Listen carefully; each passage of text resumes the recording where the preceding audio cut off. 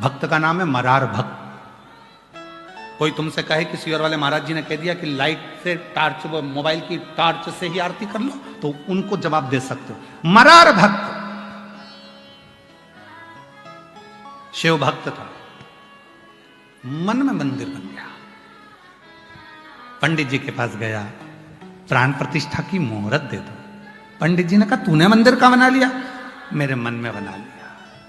तो मन में बना लिया तो कभी भी प्रतिष्ठा? नहीं नहीं नहीं, तुम मुहूर्त दो, मैंने सब पूछ पूछ के बनाया है, तुम मुहूर्त दो। पंडित जी ने मुहूर्त निकाला, इस तारीख का मुहूर्त है। कांची वहीं पास में लगी हुई थी, और उस स्थान का राजा एक बहुत बड़ा मंदिर बनाया था। वहां से 100 किलोमीटर की दूरी पर राजा ने मंदिर की प्राण प्रतिष्ठा का मुहूर्त भी वही निकाला जो मरार ने निकाला था। मरार राजा शिव का इतना बड़ा भक्त था कि हवन यज्ञ से शंकर जी को प्रसन्न कर लेता था। आज शिव जी के पास में उसने भी मुहूर्त निकाला और प्राण प्रतिष्ठा दोनों जगह चालू हो गई। राजा प्राण प्रतिष्ठा कर रहा है, बड़े बड़े विद्वानों को बुलाकर, बड़े बड़े यज्ञ कराकर, अनुष्ठान कराकर, सब दान कर कर प्राण प्रतिष्ठा चल रही थी। और मरार बैठ गया था, आज का मुहूर्त है, इतनी वजह से यज्ञ चालू हो गया है, ब्राह्मण हवन करा रहे हैं, मैंने, मेरा भोलेनाथ आकर प्रतिष्ठा में बैठने वाला है, उसके प्राण प्रतिष्ठा होने वाली है। और प्राण प्रतिष्ठा चलती, राजा ने शिव जी को सामने से जाते हुए देखा। राजा कहने लगा भोले बाबा, आज मेरे मंदिर की प्राण प्रतिष्ठा तुम्हें बैठना है? शंकर जी बोले आज नहीं बैठ सकता, कोई दूसरा मुहूर्त निकाल ले, आज तो मरार के दिल में जाकर बैठना है, उसने जो मंदिर बनाया है, उसने जो हृदय में मंदिर बनाया है। भाव होगा तो भवन बनेगा, और भवन में भगवान तब आता है जब भाव निर्मित हो जाता है। मेरे भक्त के हृदय में जो मंदिर बना है उसकी प्राण प्रतिष्ठा है। कहा वो मरार के दिल में तुम बैठोगे? हाँ, राजा का प्राण प्रतिष्ठा छोड़कर शंकर भगवान मरार के दिल में जाकर बैठ गए। दिल में एक दिन मरार के मन में जाकर बैठ गए तो मरार के मन में आया, अब प्राण प्रतिष्ठा पे भंडारा कराना चाहिए, हलवाई नहीं मिल रहा, भोजन कैसे कराऊं, किसको जीवा? शंकर भगवान ने कहा मेरी धर्म पत्नी से जोरदार कोई हलवाई नहीं है, पूरी काशी को भोजन करा रही है अन्नपूर्णा। आंखें बंद कर कर बोला अन्नपूर्णा माता भोजन कराना है। अन्नपूर्णा जी ने हृदय में आकर पूछा कितनों को कराना? पूरे गांव को जिमाना है। इसने तो सोचा ही था, अन्नपूर्णा ने पूरे गांव को निमंत्रण दे दिया। जो जहां बैठा था वहां पंगतें लगना चालू हो गई, भंडारे चालू हो गए, मालपुआ, खीर, रबड़ी सब बनना प्रारंभ हो गया। भंडारे चल रहे थे, जैसे आंख खुली इतना बड़ा भंडारा। सारे गांव के लोग कहने लगे मरार गजब कर दिया, तेरे पास इतना पैसा कहां से आ गया कि खीर मालपुआ खिला रहा? मरार कहने लगा मैंने तो प्राण प्रतिष्ठा का भंडारा करा था। लोगों ने पूछा मंदिर कहाँ है? तो के भीतर प्रतिष्ठा हो गई, हाँ भगवान बैठ गए, हाँ वो भंडारा सारा गांव खा रहा था। कोई तुमसे पूछे किसी और वाला बाबा कह दिया कि दिया बाती भी नहीं हो तो टार्च तो है ना मोबाइल। दिल भाव होगा तो भवन बनेगा। वो प्रैक्टिकल करके देखो मरार की इस कथा का, मरार की कथा का प्रैक्टिकल करके देखना। कई माताएं कहती हैं हमारे यहाँ मंदिर नहीं है, कोई माता कहती है हमारे मंदिर दूर है, कोई माता कहती है हम मंदिर नहीं बना सकते, कोई माता कहती है हमारे पास पैसा नहीं है, हम मंदिर कैसे बनाए। शिव पुराण कहती है एक बार शंकर का छोटा सा शिवलिंग किसी पेड़ के नीचे भी रखकर देख लो या खुले आसमान में रखकर देख लो, जल चढ़ाते रहोगे, भाव बढ़ता रहेगा तो एक दिन उस भाव के कारण वहां भवन बनकर ही रहेगा, मंदिर बनकर ही रहेगा। पुनीतावती की कथा कर रही, पिता का नियम था प्रदोष काल में शिव का स्मरण करना। प्रदोष काल में भगवान शंकर का अभिषेक करना। और जितने भी शिव भक्त कथा को सुन रहे हैं, आप भी नियम बनाओ। दुकान पर हो तो दुकान पर, ऑफिस में हो तो ऑफिस में, घर पर हो तो घर पर 5 बार प्रदोष काल में श्री शिवाय नमस्तुभ्यम जरूर बोला, अवश्य बोलो। 5 बार 7 बार जब हम श्री शिवाय नमस्तुभ्यम कहते हैं, बाबा से अपने मन की बात कहते हैं, प्रार्थना करते हैं, विनय करते हैं, निवेदन करते हैं, तो शिव उसे स्वीकार करता है। भगवान और गढ़दानी उसको सुनते हैं। पुनीतावती बड़ी हो गई और बड़ी तो हुई, विवाह हो गया एक धनिक सेठ के साथ, जिसके पास में बहुत संपदा है, बहुत धन है। ऐसे धनिक सेठ के साथ में उसका विवाह हुआ। परम दत्त नामक सेठ के साथ में, धनिक के साथ उसका विवाह हो गया। पर शिव जी की भक्ति में वो इतनी लीन होती थी कि वो भगवान शंकर के सिवा चित्त मन, कोई आता, कोई शिव भक्त आ जाता, उसको भोजन करा देती, पानी पिला देती, सेवा करती, आसन लगा देती, बिठा देती, ऐसी उसकी भक्ति थी। पर इस पुनीतावती का जो पति था, परम दत्त नामक जो पति था, वो बड़ा अलग स्वभाव का था। थोड़ा कंजूस भी था और थोड़ा क्रूर भी। हमने कल कथा में आपको कहा था, पत्नी अगर धर्मात्मा होती है तो पति थोड़ा सा क्रोधी होता है, या भगवान को नहीं मानता, या पति भगवान को मानता है तो पत्नी नहीं मानती। पति और पत्नी दोनों यदि भगवान को मानने लगे तो समझ लेना कि भगवान भोलेनाथ की बड़ी कृपा है, जो हम एक जैसे हैं। ये शिव कृपा, ये शंकर की कृपा है। देवाधिदेव महादेव की पवित्र कथा कर रहे।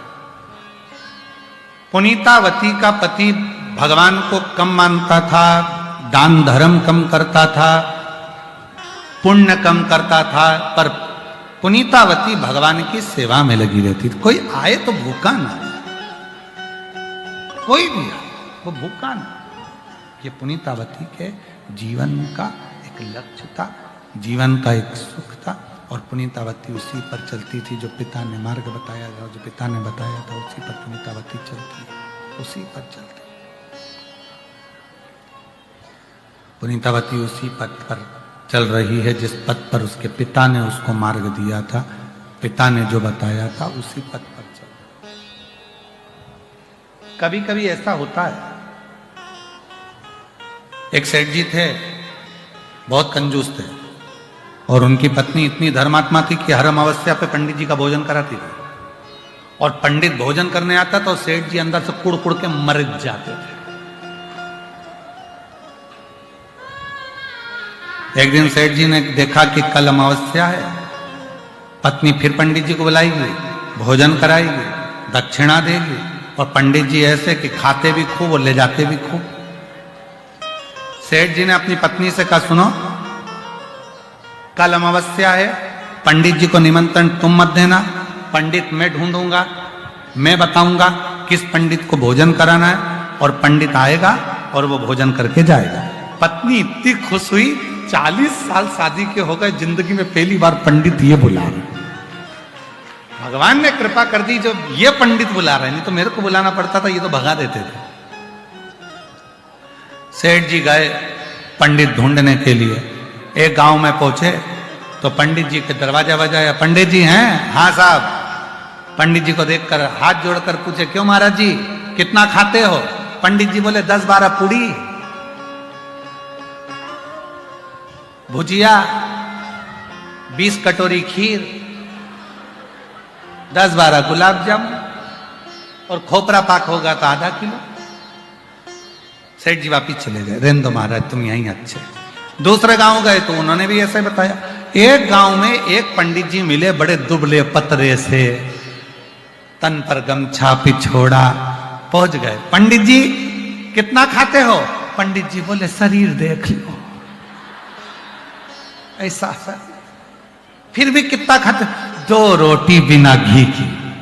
मीठा शुगर है, नहीं खाता। पापड़ नहीं, 2 रोटी और थोड़ी सब्जी बस। अच्छा ठीक है। दक्षिणा जो दे ठीक है, कल आ जाना टाइम पे जीने के लिए। पंडित जी बोले बड़ी कृपा। सेठ जी चले गए। दूसरे दिन पंडित जी जा रहे थे, पंडिताइन बोली देखो मुझे भोजन नहीं बनाना है। सेठ जी बड़े धर्मात्मा हैं, जो आए तो अपने को नोतने। एक काम करो, 8 बच्चे हैं अपने, सबको ले जाओ। पंडित जी कहने लगे ले जाऊं? हाँ ले जाओ, और मेरा भी भोजन ले आना। बनाएगा कौन? पंडित जी गए, सेठ जी बड़े खुश होकर गए। पत्नी से कहा सुनो ये दक्षिणा का लिफाफा रखा है, दे देना। और पंडित जी आए, पेट भर के भोजन कराना, जितना खाए सब खिलाना, जो बोले सब करना। ठीक है। पत्नी बड़े प्रेम से, पंडित जी आए, ये अपनी दुकान चले गया। पंडित जी आए तो उन्होंने खाई 2 रोटी। 8 बच्चे थे। सेठानी जी ये भी भूखे हैं, भोजन 8 को खिलाया। जाते जाते बोले अब मैं जा रहा हूं, पत्नी को भोजन बनाना नहीं है, टिफिन में धर दो, जितना बच्चा कुछ। सब बांध के ले गए। पति आया, ला भोजन दे। दुकान पे से दोपहर के टाइम आया, भोजन दे। पत्नी बोली भोजन डबल से बनाना पड़ेगा। क्यों? वो पंडित जी आए थे ना, तो पंडित तो 2 रोटी खाता था, वो तो बेचारा 2 ही खाया। 8 बच्चा आया था, सब खा गए। तो बचा हुआ वो पत्नी के लिए ले गए। दक्षिणा वो भी ले गए। पत्नी ने कहा अब खाना नहीं खाऊंगा, डंडा दे। और जो डंडा लेके सेठ जी गए पंडित जी के घर, और पंडित जी के यहां जाए, इतने में पंडित जी ने अपनी पत्नी से कहा सेठ बहुत कंजूस है, आता होगा चिल्ला चोट करेगा, गाली देगा। पत्नी बोली तुम चिंता मत करो, तुम तो खटिया पे चद्दर तानो और सो जाओ, बाकी का सब मैं निपट लूंगी। और पंडित जी तो सो गए। सेठ जी ने दरवाजा बजाया, अंदर दरवाजा खुलते से ही आए, चिल्ला कर दौड़े, कहाँ है पंडित? इतने में पत्नी रोती रोती बोली अरे सेठ तुझ में आग लग जाए, ना जाने क्या खवाया, खा के आया और निपट गया। निपट गया। इतनी रोई पत्नी, अरे तुझे राजा के पास लेकर जाऊंगी, थाने में पटकवाऊंगी और तुझे फांसी की सजा दिलवाऊंगी। इतने में सेठ जी बोले ऐसा मत बोलो, ये थोड़े से पैसे रख लो, सब अच्छे से काम करो पंडित जी का, और राजा के पास मत जाना। हाथ जोड़कर चले गए। इतने में नींद उड़ गई। पंडित जी उठ के बैठे, पंडितायन से किया गया हाव, महंगा रोए एक बार, सस्ता और ढूंढो सस्ता, और ढूंढो सस्ता। तो कोई कोई होता है जिसका स्वभाव ऐसा होता है। पुनीतावती का पति थोड़ा था ही ऐसा, जो सामान लेकर आता था कहीं मेरी पत्नी किसी को दे ना दे, 25 बार पूछता, 25 बार। किसी किसी की आदत में रहता है 25 बार कहता है हमने दिया, हमने दिया, हमने दिया। होता है किसी किसी की आदत में रहता है। एक व्यक्ति अपने ससुराल जा रहा था। ससुराल जाते जाते उसका दोस्त मिल गया रास्ते में, तो दोस्त से कहा कि चल मेरे साथ मेरे ससुराल से तुझे घुमा कर लेकर आता हूँ।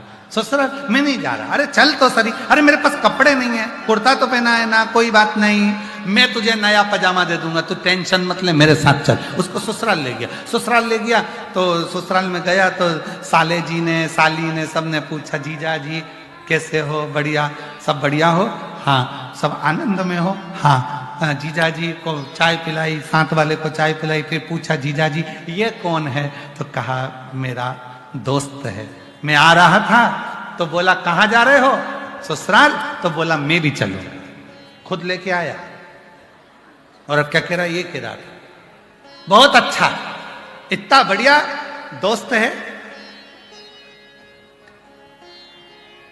आते आते बोला मेरे पास कपड़े नहीं, तो मैंने इसको अपना पजामा दे दिया।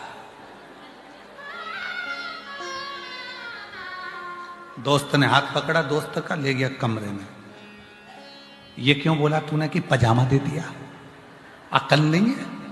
दोस्त की तो मर्यादा रखना चाहिए, पजामे का नाम नहीं लेना चाहिए। अब नहीं बोलूंगा यार, गलती हो गई, चल।